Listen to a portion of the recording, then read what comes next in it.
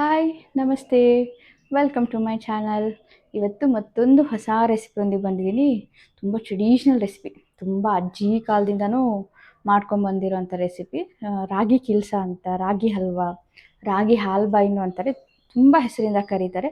ತುಂಬ ಟೇಸ್ಟಿಯಾಗಿರುತ್ತೆ, ತುಂಬ ಚೆನ್ನಾಗಿರುತ್ತೆ, ಹೆಲ್ದಿ ರೆಸಿಪಿ.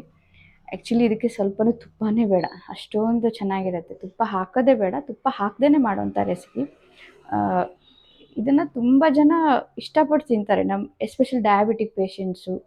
ತುಂಬ ಒಳ್ಳೆ ರೆಸಿಪಿ. ಆ್ಯಂಡ್ ಎಸ್ಪೆಷಲಿ ಕ್ಯಾಲ್ಶಿಯಂ ಕಮ್ಮಿ ಇರೋರು ಯಾರಪ್ಪ ಅಂದರೆ ಅದು ನಾವೇ, ಹೆಣ್ಮಕ್ಳೇ ಅಲ್ವಾ.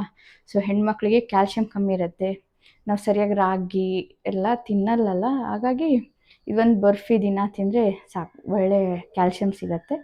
ಡಾಕ್ಟ್ರ್ ಹತ್ರ ಹೋದ ತಕ್ಷಣ ಹೇಳೋದೇನೆಂದರೆ ಕ್ಯಾಲ್ಶಿಯಂ ಕಮ್ಮಿ ಇದೆ ಅಂತ. ಸೊ ಇದನ್ನು ರೆಸಿಪಿ ಮಾಡಿಟ್ಕೊಳ್ಳಿ, ಈ ಡಿಶ್ನ ಮಾಡಿಟ್ಕೊಳ್ಳಿ, ತುಂಬ ಚೆನ್ನಾಗಿರುತ್ತೆ, ಟ್ರೈ ಮಾಡಿ.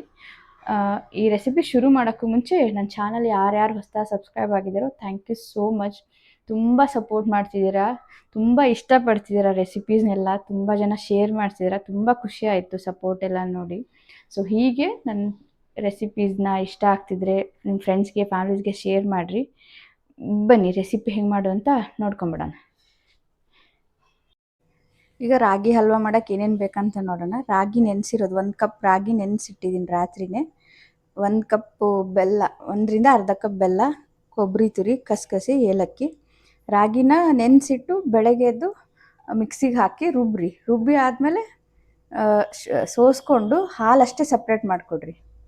ಒಂದು ಪಾತ್ರೆಗೆ ಕಾಯಕ್ಕಿಟ್ಟು 2 ಲೋಟ ಹಾಲು ಹಾಕ್ಕೊಳ್ಳೋಣ. ರಾಗಿ ಹಾಲು,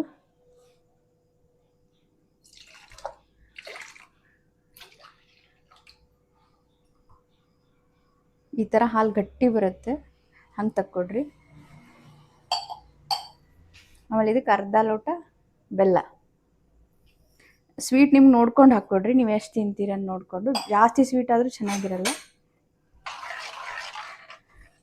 ಇದಕ್ಕೆ ಮೇನ್ ಏನಂದರೆ ಏನು ತುಪ್ಪ ಎಲ್ಲ ಏನೂ ಬಳಸೋದೇ ಇಲ್ಲ, ಹೆಲ್ದಿ ರೆಸಿಪಿ.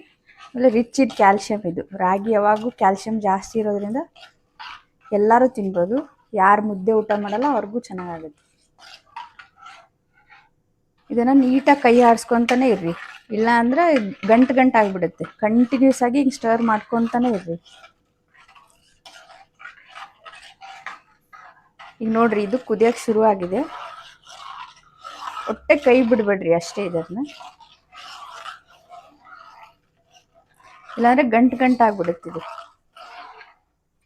ಈ ಥರ ಇದು ಗಟ್ಟಿ ಆಗ್ತಾ ಇದೆ ನೋಡ್ರಿ. ಇವಾಗ ಇಲ್ಲಿ ನೋಡ್ರಿ, ಟೈಮು ಭಾಳ ಹಿಡಿಯಲ್ಲ, ಒಂದು 5-10 ನಿಮಿಷದಲ್ಲಿ ಇದನ್ನು ಮಾಡ್ಕೊಂಡ್ಬಿಡ್ಬೋದು.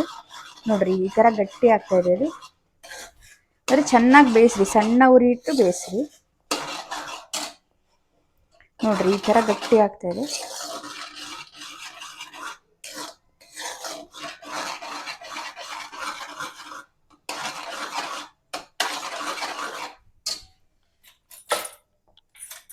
ಇದು ಕುದಿಬೇಕಾದ್ರೆ ನಾವು ಏಲಕ್ಕಿ ಕುಟ್ಕೊಂಡು ಇದಕ್ಕೆ ಹಾಕೊಂಡ್ಬಿಡೋಣ.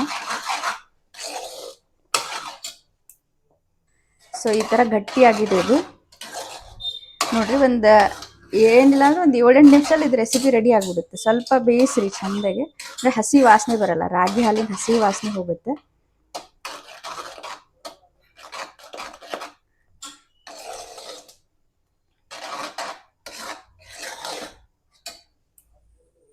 ಈಗ ಇದಕ್ಕೆ ಕುಟ್ಟಿರೋ ಏಲಕ್ಕಿ ಹಾಕೊಂಡ್ಬಿಡೋಣ.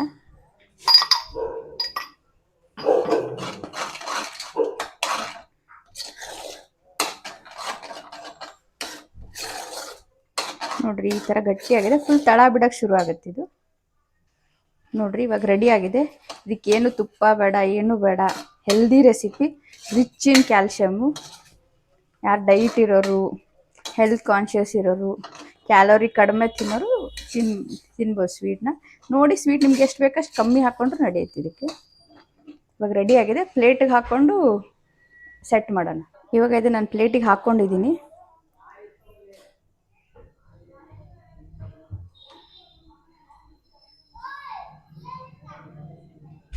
ನೋಡ್ರಿ ಪ್ಲೇಟಿಗೆ ಹಾಕಿದ್ದೀನಿ. ಇದ್ರ ಮೇಲೆ ಕಸಕಸೆ ಬೇಕಿದ್ರೆ ಹಾಕ್ಕೊಡ್ರಿ, ಹಾಕ್ಕೊಂಡಿಲ್ಲ ಅಂದ್ರೆ ನಡೆಯುತ್ತೆ. ಯೂಶ್ವಲಿ ನಮ್ಮ ಮನೇಲಿ ಯಾರಿಗೂ ಇಷ್ಟ ಆಗಲ್ಲ, ಈ ಥರ ಪ್ಲೇನ್ ಆಗಿನೇ ಇಷ್ಟ ಆಗುತ್ತೆ. ಒಣ ಕೊಬ್ಬರಿ,